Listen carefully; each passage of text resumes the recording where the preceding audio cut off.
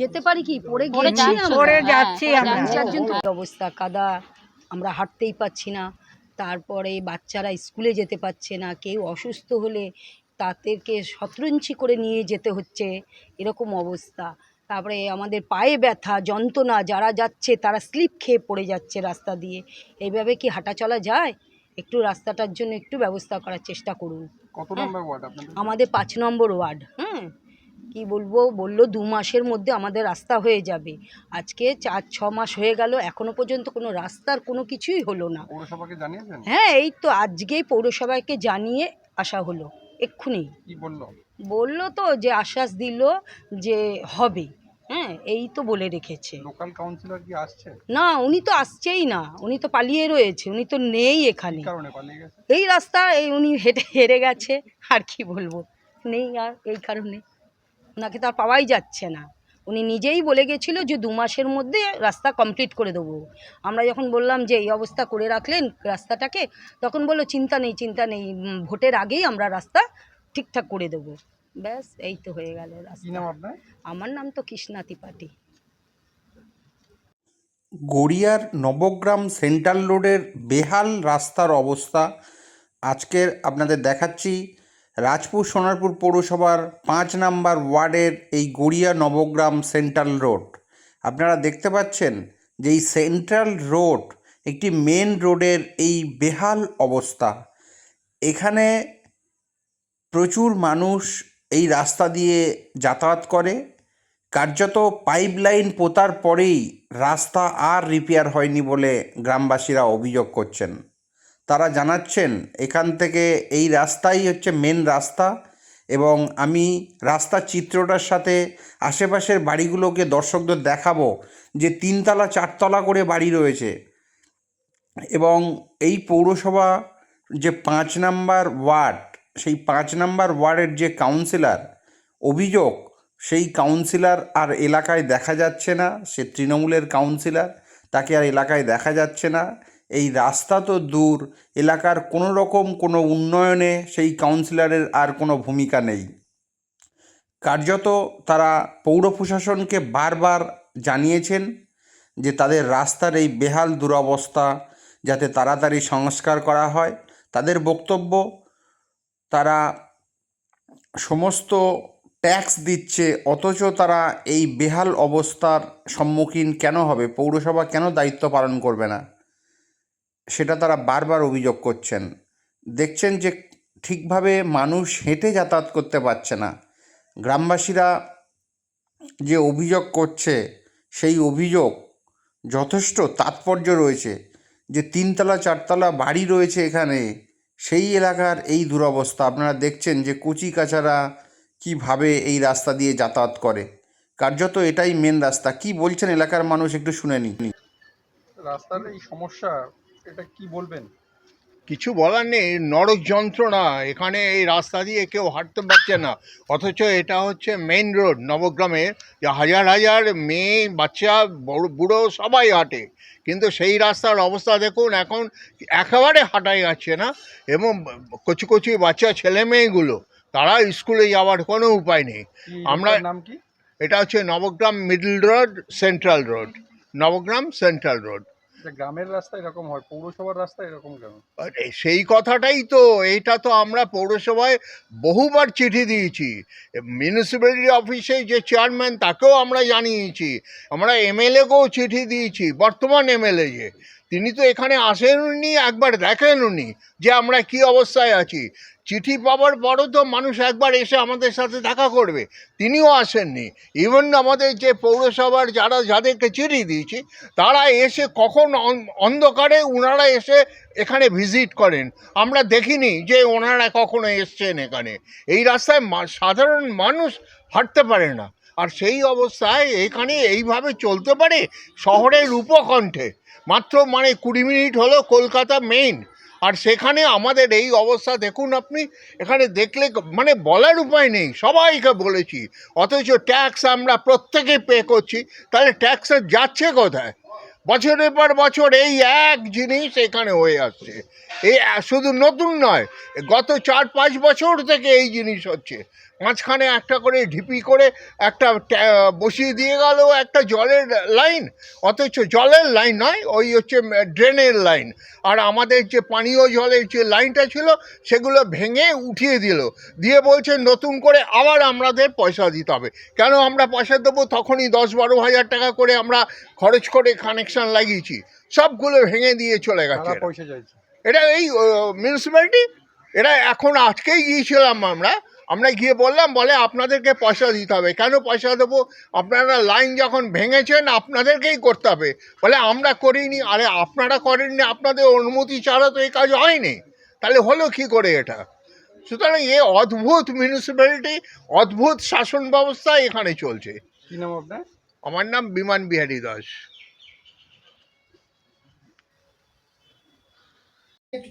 গ্রামবাসীরা জানাচ্ছেন যে ছোট ছোট স্কুলের বাচ্চারা এই রাস্তা দিয়ে তারা যাতায়াত করতে করতে অনেক সময় পড়েও যাচ্ছে এবং তাদের আর সেই দিন স্কুল যাওয়া হচ্ছে না। অনেক কলেজ পড়ুয়াও এই একই সমস্যার সম্মুখীন হতে হচ্ছে এবং স্কুলের গাড়ি এই রাস্তায় ঢোকে না, তাদের অনেকটা আগে নামিয়ে দিচ্ছে।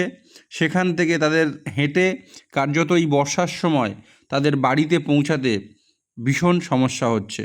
গার্জিয়ানরা সেই অভিযোগ করছেন, বয়স্ক মানুষরা হেঁটে চলাচলের যোগ্য নয় এই রাস্তা।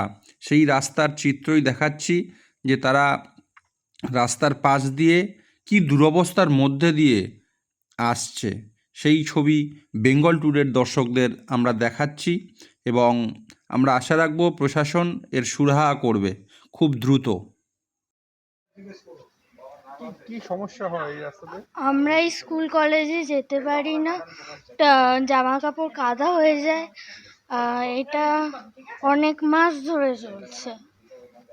কি চাইছো? আমরা রাস্তা ঠিক করতে চাইছি, ঠিক হোক সেটা চাইছি।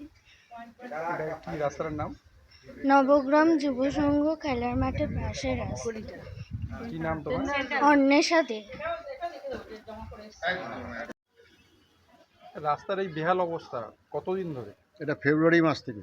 কি কারণে এই দুরবস্থা? কারণটা হচ্ছে আপনার এই হঠাৎ বললো এটা ড্রেনের আন্ডারগ্রাউন্ড ড্রেন হবে, সারফেস ড্রেনটা উঠে যাবে এবং এই রাস্তাটাকে ঢালাই রাস্তা করে দেওয়া হবে। আগের পূর্ববর্তী যে কাউন্সিলর ছিল বাণীনাথ, তার হাজব্যান্ড এসে আমাদের বলাতে বললো 10 তারিখের পর থেকে কাজ হবে, যার যার গাড়ি পাড়ি আছে এখানে রাখবেন না, আমরা 2 মাসের মধ্যে কাজটা কমপ্লিট করে দেবো, ইলেকশন আসছে বলে। তা ফেব্রুয়ারি মাসের 10 তারিখ থেকে ওরা কাটাকাটি শুরু করার পর সব রাস্তা বন্ধ। ইলেকশন আসলো, ইলেকশন কাজ করতে গিয়ে বললো লেবাররা এখন ইলেকশনে ভোট দিতে যাবে, এই জন্য কিছুদিন বন্ধ থাকবে। তা আমরা মাথা বেঁধে নিলাম, ঠিক আছে কাজটা হতে হতে দেখলাম সব চলে গেল। এবার যে চলে গেল ওরা হেরে যাওয়ার পরে আসেনি। তাহলে ফেব্রুয়ারি মাস থেকে আজকে হচ্ছে জুলাই মাস, 6 মাস হতে যাচ্ছে। তো 6 মাস ধরে মানুষ এইভাবে আমরা যাতায়াত করছি। এলাকার লোকাল কাউন্সিলরকে জানিয়েছিলেন? হ্যাঁ, সব জানে এবং ওর নিজেই তত্ত্বাবধানে এখানে ছিল, বকলমে ওই কন্ট্রাক্টটা ধরতে পারে। কি নাম? ওর নাম বাণীনাথ, তার হাজব্যান্ড হচ্ছে পাপাই দত্ত। ঠিক আছে, সে নিজে থেকে এখানে এইগুলো করিয়েছে এবং কাজও সেইভাবে হয়নি, সেটা আমরা আর কি বলবো, ওদের মধ্যে করেছে। এবং এইখানে যদি কেউ অসুস্থ হয়, অসুস্থ লোক, এই বাড়ির লোকটাকে নিয়ে গেছি, গুহদা অসুস্থ হয়ে গেছে, স্ট্রোক হয়েছে, তাকে 17 ইঞ্চি করে কোনো রকমের সবাই মিলে ধরে নিয়ে গিয়ে ক্লাবের পর্যন্ত গাড়ি এসছে, গাড়ি পরিষেবা নেই, আসতে পারছে না অ্যাম্বুলেন্স, ওখানে মানে 1/2 কিলোমিটার। কি নাম আপনার? আমার নাম তরুণ কুমার দাস। এখানকার লোকাল বাসিন্দা? হ্যাঁ, আমারই তো সামনে বাড়ি। তা এইবারে তাকে নিয়ে যায় ওইভাবে। এখন যদি আবার বাচ্চারা যে স্কুলে যাচ্ছে, পুলকারের গাড়িগুলো, তারাও কতদিনের সমস্যা এটা? এটা এমনিতে তো আমাদের প্রায় 4 বছর আগেকারের সমস্যা রয়েছে, কিন্তু ড্রেন করার পরে 4 মাস আমরা এরকম ভুগছি। দেখতেই পাচ্ছেন কি পরিস্থিতি রাস্তার, এখানে মানুষ তো দূরের কথা, পশুও চলাচল করে না। তো আমরা খুবই দুঃখিত যে আমাদের আজ পৌরসভায় যেতে হয়েছে এটা জানানোর জন্য। তার মানে যোগ্য শাসক যদি হয় তাহলে সব দিকে ধ্যান রেখে জনগণের নিশ্চয়ই যাতে সুবিধা যেগুলো পাওয়ার জনগণ যেগুলো সুবিধা আমরা পেতে পারি, যোগ্য শাসক সবসময় সেদিকে ধ্যান রাখে। বাট এটা আমি বলবো আমাদের লজ্জা নয়, আমরা যে গেছি এই চেয়ারের লজ্জা যে আমাদের পরিষেবা ঠিক মতন দিতে পারছেন না। এখন যে কাউন্সিলর রয়েছে সেই এলাকায় দেখা যায়? আমি কথা বলেছি ওনার সঙ্গে, খুব ভালো রিলেশন এবং কথা ওনার সঙ্গে আমি বলেছি। তা জানি না উনি কেন কাজ করছেন না, বা হয়তো কোনো সমস্যা ভেতরগত হতে পারে, সেগুলো তো আমরা জনগণ জানি না, সেগুলো ওপরে যারা রয়েছেন তারাই ঠিক করবেন। নতুন সরকার এসছে, তার কাছে গেছিলেন? নতুন সরকার এসছে, আমরা অনেক আশা করে নতুন সরকার নিয়ে এসেছি যাতে সঠিকভাবে পরিষেবা আমরা জনগণ পাই। সত্যি বলতে কি আমাদের জনগণের খুব সামান্য চাহিদা, কিন্তু রাস্তাঘাট ঠিক থাকা, স্বাস্থ্য পরিষেবা, এডুকেশন আর লাইট আর জলের ব্যবস্থা যদি ঠিক থাকে জনগণ কিন্তু সুস্থ থাকে। তো আশা করি এই সরকারের কাছে প্রার্থনা করি যে প্লিজ আপনারা যাই করুন না কেন জনগণকে সুস্থ পরিষেবাটা দিতে থাকুন। তার কারণ জনগণ যে কখন কি খেপে গিয়ে কি করে দেবে কেউ জানে না। এবার তো প্রমাণ পেলেনি সেটা।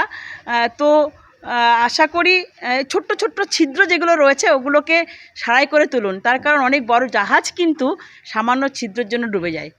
কি নাম আপনার? তৃষ্ণা দত্ত। এটা middle block, Garia Nabagram road.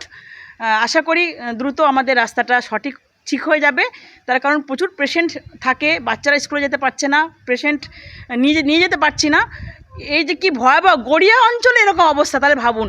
আমি একটা বার্তা দিতে চাই সব গ্রামবাসীর কাছে বা প্রতি জনগণকে, যার এরিয়ায় এরকম সমস্যা আছে প্লিজ তুলে ধরুন, প্রয়োজন পড়লে ফেসবুকে তুলে ধরুন, জানাতে থাকুন, না জানালে কিন্তু সমস্যার সমাধান হবে না। Thank you. সোনারপুরের উত্তরের নতুন এমএলএ দেবাশিস ধর বিজেপির পক্ষ থেকে কি বলছেন এই রাস্তা নিয়ে আমরা শুনে নিই। দেখুন, আমরা যারা এক্সিস্টিং কন্ট্রাক্টর যারা কাজ করছিল তাদেরকে যদিও শুনেছি তাদের 100 কোটি টাকার উপর টোটাল পেমেন্ট বাকি আছে পুরসভায়। আমরা রিকোয়েস্ট করেছি এটা অন্তত বর্ষাটা অবধি চালিয়ে দেওয়ার। এছাড়াও নগর পরিকল্পনার পুরোটা করে রাস্তা, পানীয়, ড্রেনেজ, তারপরে সলিড ওয়েস্ট ম্যানেজমেন্ট নিয়ে একটা প্রপোজাল দেওয়া হয়েছে। আর ইরিগেশনকে নিয়ে আসা হয়েছিল, পুরো ক্যানেল কোথাও কোথাও চ্যানেল করে টলি নালা দিয়ে পাস করতে হবে, এবং গার্বেজ সিস্টেম যেটা বললাম, আর ওই অমৃত প্রকল্প যাতে শেষ হয়, পুরো পরিকল্পনাটা আমরা দিয়েছি। নভেম্বর ডিসেম্বর থেকে কাজ শুরু হবে। আমরা আশা করব যে মানে কদিন মানুষকে একটু কষ্ট করতেই হবে, এটার কোনো বিকল্প কিছু নেই। আমরা কিছু কিছু কন্ট্রাক্টর কিছু প্যাচ রিপেয়ারিং করে দিয়েছে, কিন্তু ম্যাক্সিমাম জায়গায় বাকি রয়েছে। খুবই খারাপ অবস্থা রয়েছে, মানে পঞ্চায়েতগুলোর অবস্থা আরো খারাপ। আমরা নভেম্বর ডিসেম্বর থেকে নতুন করে কাজ শুরু করি।